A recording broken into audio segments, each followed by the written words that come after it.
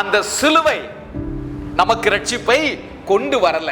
அந்த சிலுவையில தொங்கின இயேசுதான் நமக்கு ரட்சிப்பை கொண்டு வர போகிறார். ஹல்லேலூயா.